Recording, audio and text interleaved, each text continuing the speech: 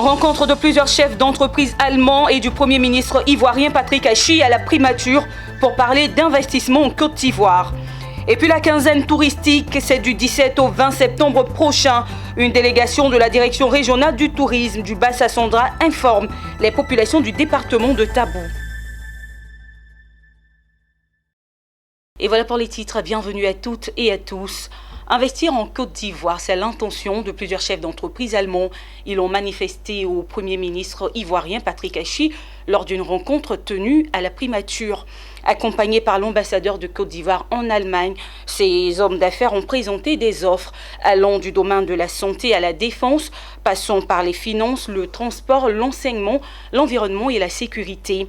Des investisseurs qui ont trouvé une oreille attentive chez le chef du gouvernement, c'est en tout cas ce que nous disent Issa Badini et Tima Traoré. Autour de la table, une dizaine d'entreprises allemandes et tchèques spécialisées entre autres dans la fabrication des avions de chasse, des drones, dans le recyclage des déchets industriels et ménagers, dans la lutte contre la contrefaçon ou encore dans la fabrication des masques chirurgicaux. À la manœuvre auprès des hommes d'affaires du pays de Goethe lors de la rencontre avec le Premier ministre, l'ambassadeur de Côte d'Ivoire en Allemagne. Ces opérateurs disposent, Monsieur le ministre, déjà de projets pour notre pays. Il est à souligner que des groupes tels que Golf, MedProtect, Authentique, Taber Solar ont débuté effectivement leurs activités en Côte d'Ivoire.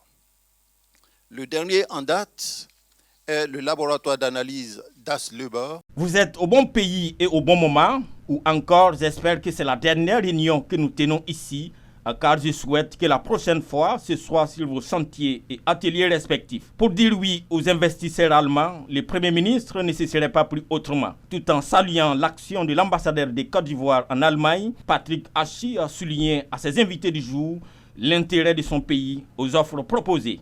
Dans le panel et la panoplie des différents acteurs qui sont présents, que les secteurs qui ont été présentés sont en phase et compatible avec les secteurs qui sont ceux de nos secteurs prioritaires. Il s'agit de mettre en place des projets concrets dans des secteurs concrets avec des partenaires étatiques ou privés concrets.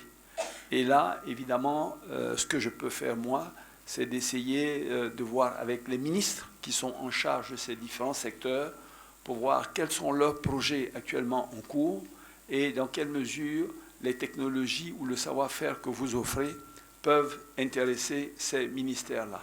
Des mots justes du Premier ministre qui laissent entrevoir l'espoir et l'optimisme. Ce gouvernement est très, très compétent et le Premier ministre a dit qu'il était à notre disposition et je le crois.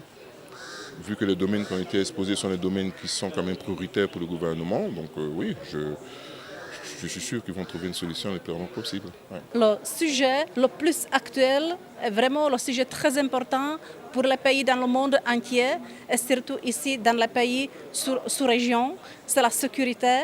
Et c'est pour ça que je suis venue vraiment avec certaines solutions qui sont proposées par la République tchèque.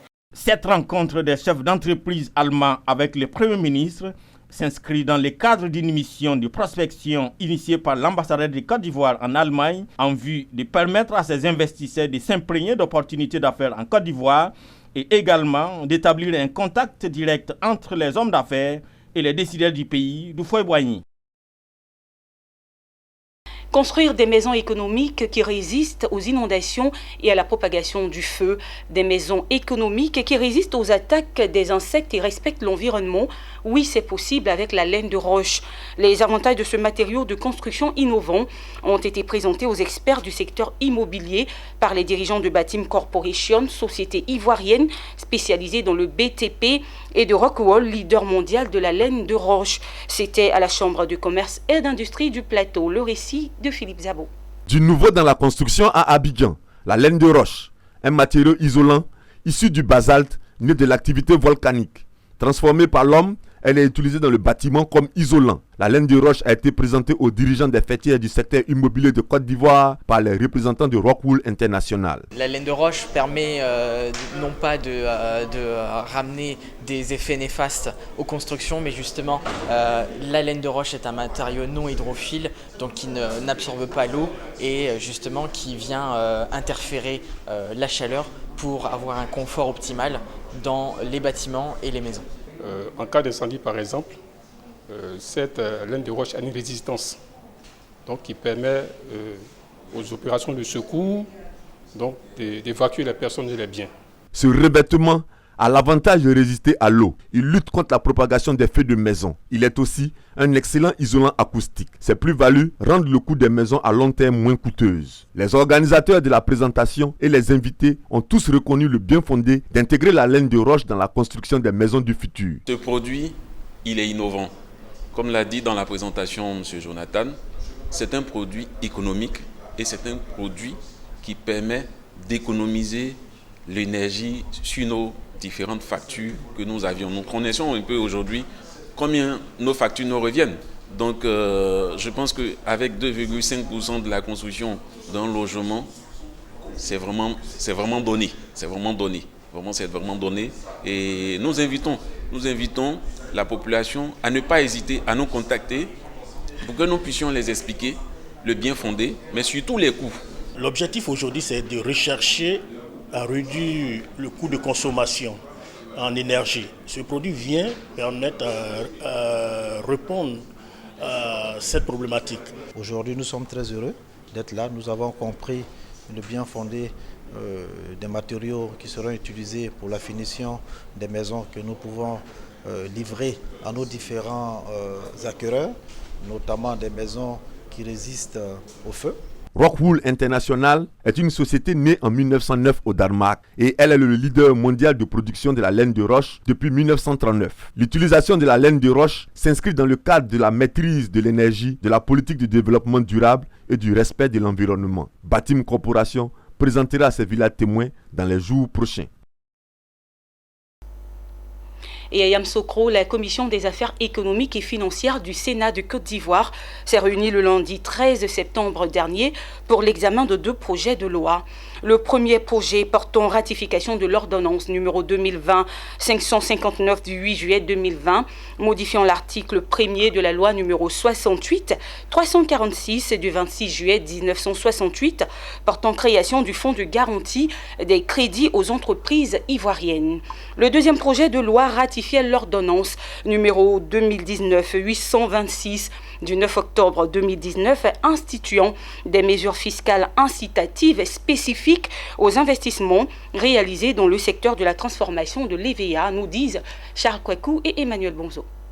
Ces 2 séances, présidées par Koumoué Kofi Moïse, président de la Commission des affaires économiques et financières du Sénat, ont été l'occasion pour les sénateurs d'échanger en matinée avec Félix Anoblé, ministre de la promotion des PME, de l'artisanat et de la transformation du secteur informel sur le projet de loi portant ratification de l'ordonnance numéro 2020-559 du 8 juillet 2020 modifiant l'article 1er de la loi numéro 68-346 du 29 juillet 1968 portant création du fonds de garantie des crédits aux entreprises ivoiriennes. Pour le ministre Félix Anoblé, ce projet de loi vise à mettre en place un fonds de garantie des crédits aux PME dont la mission est de garantir les crédits consentis par les établissements bancaires aux petites et moyennes entreprises.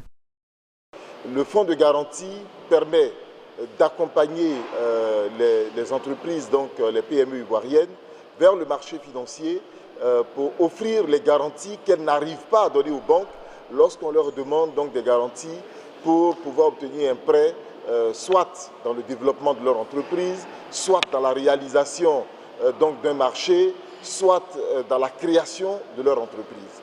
Dans l'après-midi, le deuxième projet de loi portant l'examen du projet de loi ratifiant l'ordonnance numéro 2019-826 du 9 octobre 2019 instituant des mesures fiscales incitatives spécifiques aux investissements réalisés dans le secteur de la transformation de l'EVA a été présenté par Emmanuel Esmel Essis, ministre de la promotion de l'investissement, et du développement du secteur privé. Ce projet de loi vise à accélérer le processus de transformation locale de l'EVA en accordant des avantages douaniers et fiscaux spécifiques aux opérateurs intervenant dans le secteur de la transformation de l'EVA. Il y a beaucoup de produits qui se font à base donc, de caoutchouc. Il n'y a pas de raison que la Côte d'Ivoire, qui est un grand producteur de cette matière, puisse être en dehors de toute la chaîne de production. Donc aujourd'hui, comme l'a dit le Premier ministre, nous allons à la chasse de la valeur ajoutée. Comment faire en sorte qu'on intègre le maximum de valeur ajoutée dans notre économie, et c'est ce qui va permettre une meilleure croissance, qui va permettre aux fils et aux filles de ce pays de vivre encore meilleur dans les années qui arrivent. Au terme de ces deux séances, les deux projets de loi présentés par les ministres ont été adoptés à l'unanimité par les sénateurs de la Commission des affaires économiques et financières du Sénat. On l'annonçait en titre, l'édition 2021 de la Journée mondiale du tourisme sera célébrée en Côte d'Ivoire. En prélude donc à cet événement majeur, une délégation de la direction régionale du tourisme du Bas-Sassandra s'est rendue dans le département de Tabou. Il s'agissait pour elle d'effectuer une mission de plaisance, mais surtout d'informer les populations de Tabou de la tenue de la quinzaine touristique qui aura lieu du 17 au 20 septembre prochain à la place Saint-Pierre de San Pedro, nous rapporte Abel Kouaou. C'est le village de Ménéké qui a reçu en premier la délégation de la direction régionale du tourisme chez le chef Tobayou Toto Victor. Après les civilités, cap a été mis sur Douopo, le deuxième village à 5 km de Tabou, village centre de la tribu Plapo. Ici, après la prise de la Kola, la nouvelle a été donnée aux populations par la secrétaire générale de la mairie de San Pedro et le directeur régional du tourisme. Le député maire de Tabou est très heureux de recevoir la délégation de la direction régionale du tourisme et la rassure de porter la nouvelle dans tout le département. Alors, nous sommes là ce soir avec une pléiade d'autorités en prélude de la quinzaine touristique qui va se dérouler du 17 au 20 septembre à San Pedro. Nous sommes venus avec ces autorités pour leur présenter cette sublime plage que beaucoup ignorent, même s'ils travaillent dans la région ici, et puis leur permettre de divulguer l'information, d'informer les uns et les autres, afin qu'ils sachent que San Pedro est vraiment sublime. C'est un honneur de recevoir cette délégation à l'occasion des quinzaines touristiques ivoiriennes pour nous permettre de vendre tous les atouts touristiques que nous avons. Oui, nous allons intensifier la sensibilisation puisque nous le faisions déjà pour que nos plages soient de plus en plus belles. Le dernier village visité est Tolou. Les invités reçoivent les présents en guise de souvenir après avoir partagé la bonne nouvelle. Au terme de la mission de plaisance et d'information, Madame la secrétaire générale de la mairie de San Pedro et la première responsable du tourisme dans le Bas-Sassandra ont remercié les mairies de San Pedro et de Tabou qui ont permis que cette mission ait lieu. Et ils ont invité les uns et les autres à venir découvrir les sites touristiques de la région parce qu'ils sont pareils. Vraiment, j'invite, j'exhorte même tous ceux qui ne connaissent pas la région de San Pedro, qui ne connaissent pas le département de Tabou et qui ne connaissent pas les belles plages de la région de San Pedro, de venir les découvrir. Il faut rappeler que la délégation de la direction régionale du tourisme et des loisirs du Bas-Sassandra était composée du chef de division de la préfecture de San Pedro, du député suppléant de la commune de San Pedro, du troisième adjoint au maire, de la secrétaire générale de la mairie de San Pedro, de quelques directeurs, chefs de service et forces vives de la ville de San Pedro. Combattre l'incivisme sur nos routes, tel est le leitmotiv du ministère des Transports. Et pour pouvoir mener à bien ce projet, un comité national de sécurité routière, dont la tâche consistera à mettre de l'ordre dans le secteur des transports terrestres, vient de voir le jour. Dans l'optique donc de rendre efficacement opérationnelle cette volonté gouvernementale, Touré Adama, émissaire du ministre Amadou Koné, était le week-end dernier à Odiéné pour justement échanger avec les transporteurs de la localité. Le compte rendu de Touré Labas, notre correspondant dans le Kabadougou.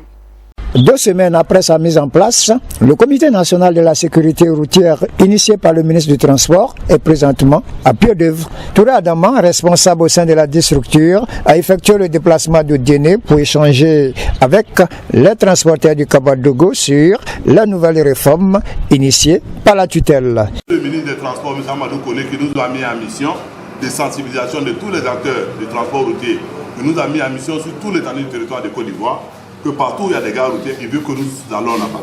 Mais à cause du manque de moyens, nous nous limitons aujourd'hui et nous faisons l'effort d'aller où nous pouvons. Aujourd'hui, nous sommes à la gare routière d'Odjéné. Nous avons été reçus par le collectif des transporteurs d'Odjéné, dirigé par M. Titi Adama.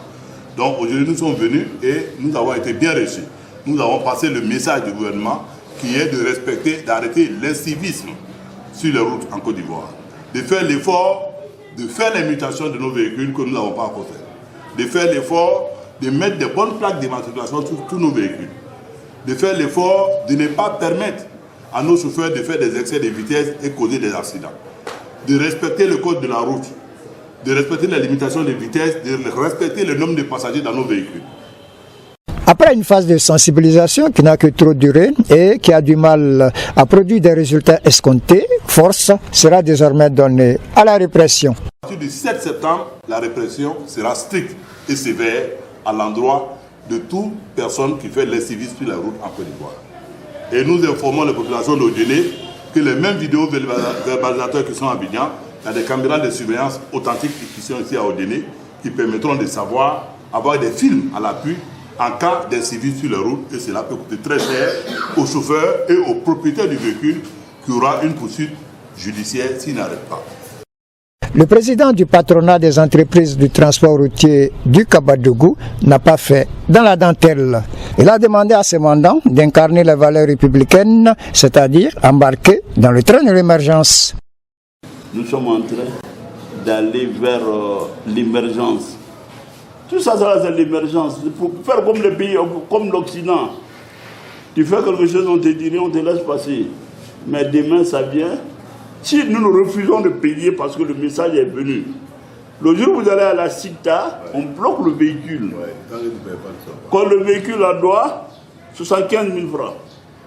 On tire le document, on vous donne. Si vous payez, on vous remet votre véhicule. Si vous ne payez pas, le véhicule reste en fourrière.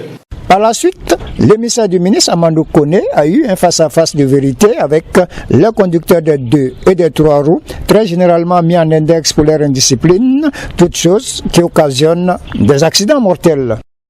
Au niveau du Odjéné, il peut dire que le permis qui nous manque un peu, mais c'est au niveau du moyen. Mais bientôt, comme l'information est venue, on va sensibiliser les gens pour que les gens n'aient qu'à plus faire le permis pour éviter les accidents.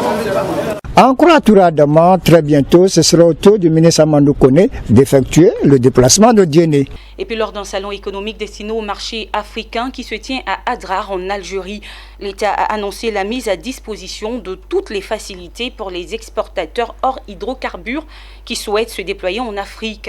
Adhérente de premières heures à la ZLECAf, l'Algérie veut booster ses exportations vers le marché africain.